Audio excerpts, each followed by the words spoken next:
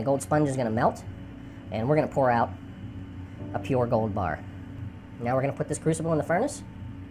This is a gas-fired furnace, gas and forced air. And this furnace is burning at about 2,000 degrees, between 1,800 and 2,000 degrees Fahrenheit.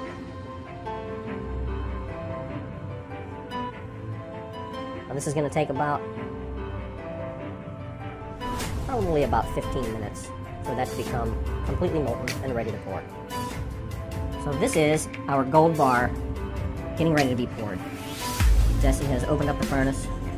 He's going to grab the crucible with the tongs, very hot, and inside is all the molten gold, and he's going to pour it right into this graphite bar mold.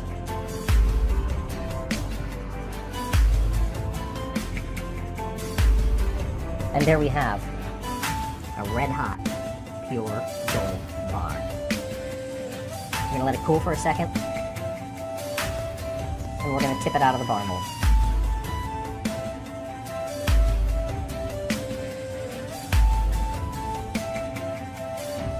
Solid gold.